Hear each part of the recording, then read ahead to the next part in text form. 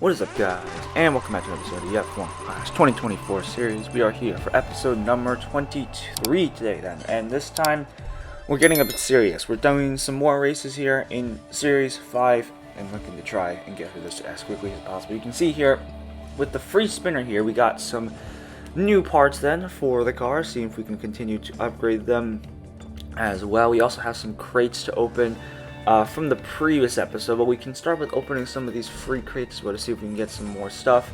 And at the moment it's not looking too promising, but we're getting some decent quality stuff in terms of the assets. But maybe for the second crate we can get something different. We have some coins, some engine, and some other good parts. But yes, as I said, we do have some crates from last race, so we can see if we can get some extra stuff in there here. But the first crate, the standard crate, not looking too promising here, but for maybe the gold crate we can have something new here. Some Gallop Wing, some more George Russell, which is nice, some of Bottas and some Monolith brakes, and finally for the Epic we do manage to get a decent person, which is Kevin Magnussen there. We can usually upgrade him as well, because that would also give us some big collection points as well. So we're going to do just that. He's probably not going to be a good use for us, but we'll eventually maybe use him in the future. But yes, we're getting serious here. We're doing some more races this time around. We're starting off this race this episode at Monaco here, the jewel of the Formula 1 calendar, of course. And for this one, we're going to be this episode we're going to be doing a bit of a highlight one. So we're going to do multiple races here, and this time we're going to see what we're going to be put up against. And for the first race here, it was honestly one of the weirdest races I've been put up against. We had against a guy who had an Epic Joe from Series 6, and then he had the common Bottas, which is level 1, all the way back from Series 2. So I guess what his thinking was, this used to be a strategy from way back then in F1 Clash, when you would really stack one driver. It would be one driver that's really insane, and then you have the other driver who is really bad to balance it out. If you saw that team score page when we selected our match, it was pretty close to ours. So I think that's what he was trying to get away with, and it is possible in a sense to get away with this if you can get the strategy right. But somehow with Berger and Weber, we managed to put ourselves in a position where we could actually score more points, despite the fact that this guy was leading by about 15 eons, and he managed to do I think it was a soft, medium, soft strategy throughout this entire race with Zhou. I mean, that Zhou has decent tire management, that Epic one specifically, but for us specifically, because we were sandwiched in the middle, but we just kept making up places, we could actually get away with taking the lead here. You could see that lead change real quick there, even despite the fact that, again, we were nowhere near this Zhou, and we were nowhere near the other Bottas. We were kind of in no man's land for that entire race, so it actually ended up being quite a decent result for us in the end. And for really the majority of this race, I was in this view here just to gauge where the rival was and where to push, because I knew I couldn't focus on one driver at a time here. Berger was going to do a one-stop, Weber was doing a two-stop here at the Monaco Grand Prix, and looking back in hindsight, we probably could have both done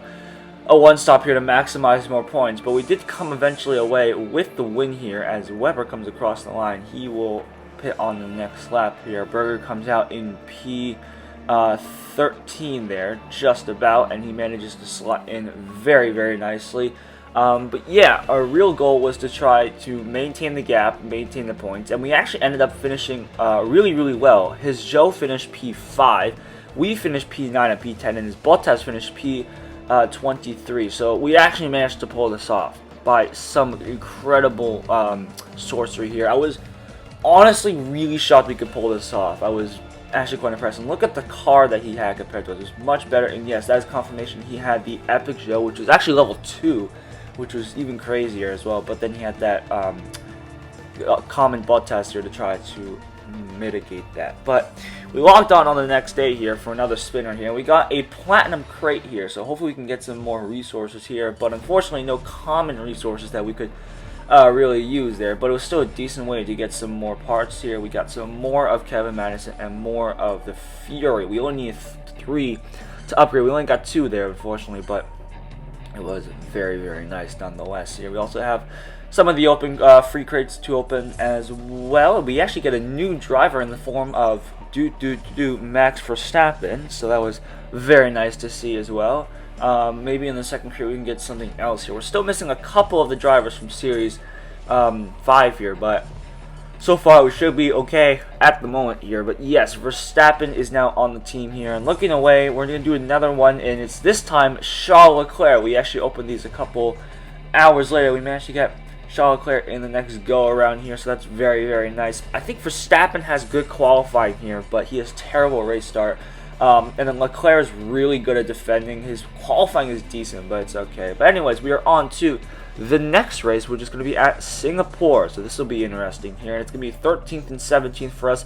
And we find that, well, another person is using the, what I'm presuming is the Epic Zhou, or the Rare Zhou from Series 6. Because you can see there on the screen that we had a problem with that. And for this race here, it was a bit of an interesting one because there was rain coming at the end of the Grand Prix here. And I'm not going to lie, I kind of screwed this up here because originally the rain was always supposed to be light rain, which as you can see here on the screen, is about coming about 20 seconds time as I speak.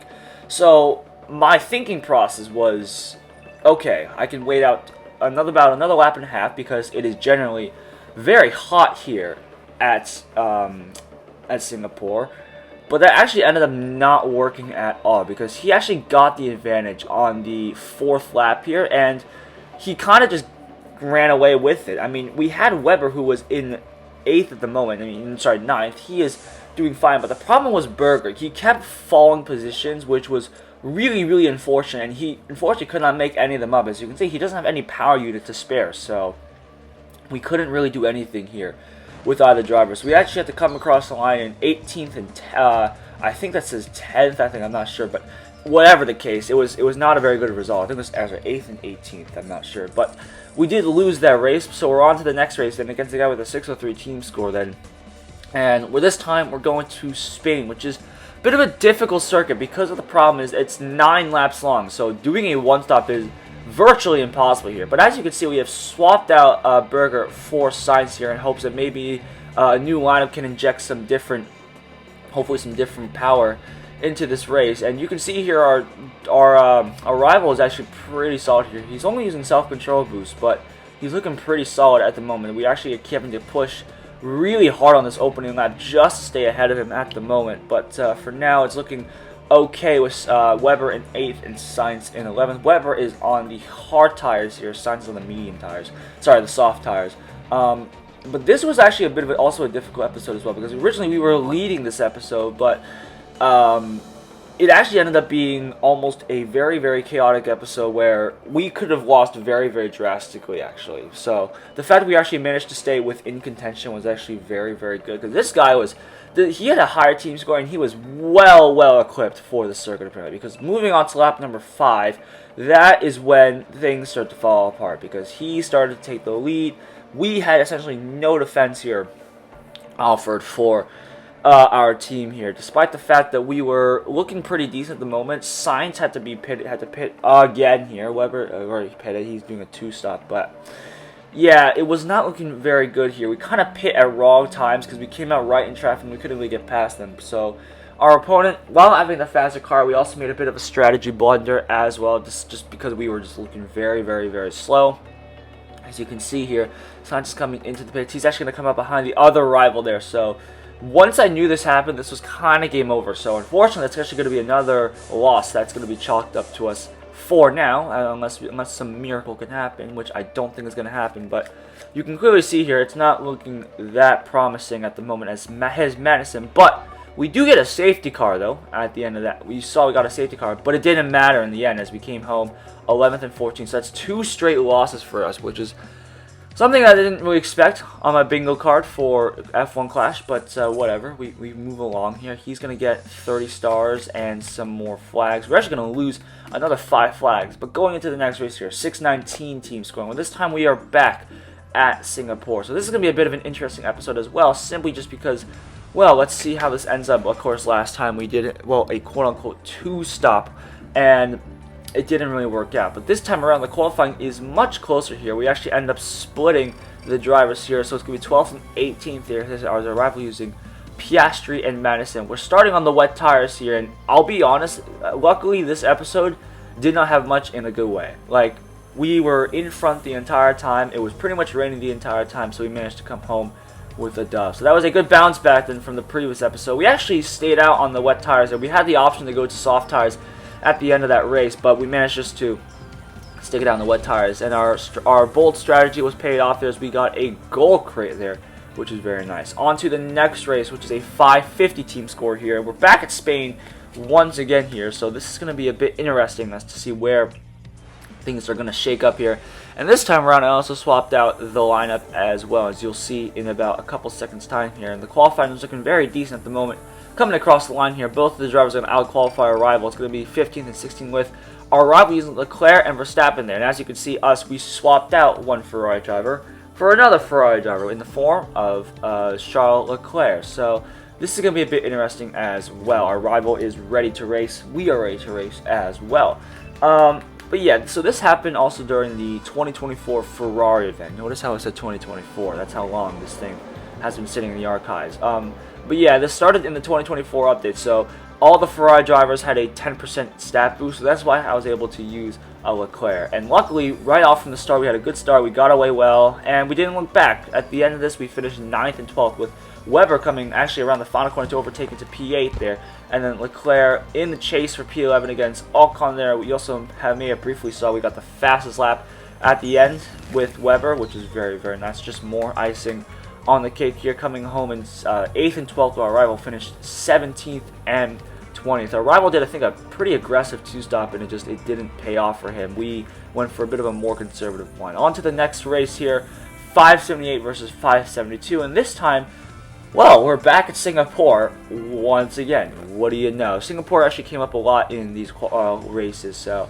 it actually provided some decent racing despite the fact that it's very, very slow. But this qualifying was in a very, very rainy qualifying as well. And we do actually manage to out-qualify our rivals once again, 12th and 16th. And this time, yes, you are seeing that right, we are using another new driver in the form of Max Verstappen here. So trying out some of these different drivers here in hopes that we can maybe get some different results here. Sorry, I can't English today. But yeah, we're going to be trying out another two-stop here because it's going to be raining once again. It's 2 minutes and 13 seconds about, or 2 minutes 10 and change to rain. So it's going to be interesting to see where it ends up. You can see our rival here actually using, well, one of them is a self-control boost, but one of them is a Gladiator boost, which is pretty darn impressive, actually, I must say, as Verstappen did not get off the line. He was sleeping on the line, apparently, but Weber got off the line very well here. He's up at P8, but Verstappen just said, man, I don't want to do this no more, and just got off the line. But now he's starting to re-overtake some of the other guys, and he's back up at P15 here. And, well, throughout the race here, this actually became very, very close, actually, as we started to change onto the medium tires again. But this actually ended up being a problem because I did not learn my lesson, apparently, from the previous episode, the previous races. Well, the rain's coming in about 15 seconds, so while we could afford to push these guys quite heavily, I think that's his Piastri who was leading, actually ended up in a great position with that Gladiator boost well out in front. We actually did manage to overtake him, surprisingly, as we move on to lap number 5, but I was very worried there for half a second because I was worried, like, oh, what if we're going to be ending up not catching him, and he's going to take the lead, and he's going to have a big victory. But the biggest problem here is Verstappen, as he was way too far behind here to try and overtake. We're trying to overtake here, and while he is good at overtaking, he can simply just knock it off the line. Not getting off the line here was kind of the biggest problem for us, as he just didn't look like he was ready to race. So we're trying to push him with essentially 1.5 laps to go here. It's 24 to 20 as we speak here. Make that 24 to 21 now as Verstappen makes his way up into 21st here. And hopefully with a couple of these guys starting to pit, we can start to gain some more positions here as Weber starts making his way down the pit straight here. Momentarily, we are in that lead here as he comes out in P6 out of all that kerfuffle then. And as for Verstappen here, he still has a huge gaggle of cars here to try to make his way up, and actually will not take the lead back, but we're getting much, much closer as this gap is now down to 17th place as he's trying to pursue 16th here, but it's not working too well here, unfortunately. His overtaking is not looking that well, but If we can get up into 16th, that'd be great, because the guy, our rival, is not looking too hot at the moment. He is, well, he doesn't have anyone in front to overtake, and he's actually getting hounded by people behind. Verstappen now makes his way up into P16 then, so that's very, very good. But now into the final set of corners, and actually Webber lost a position here to conserve some tires here, and actually our rival is just going to pull this off. So we've gone 2 out of 3 at Singapore with a loss. So that's not that great. So we come home 7th and 16th then with 2 drivers, and that actually was not that great. So yeah, about that was not a very good race in the end, as our rival came home with 1 point more than us. If we had 1 more point, we would have won that race. We still got the fastest lap somehow, but for the final race then, we got to end off on some high note. We're back in Monaco one more time here.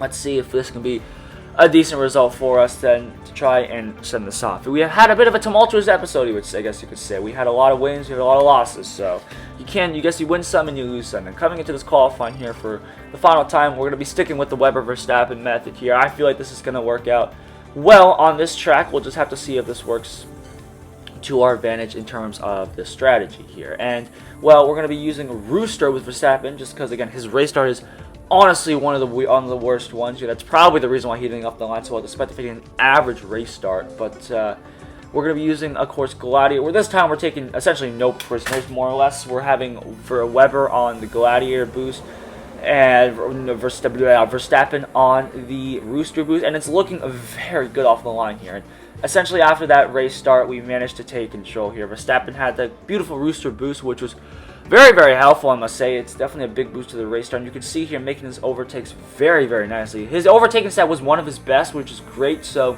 adding that Rooster boost, which helps with overtaking as well, was pretty freaking dominant here. As we come across the line here in the end, we managed to seal off a very nice win, and we'll cap it off with a W, despite the fact that we had a lot of different problems during this episode.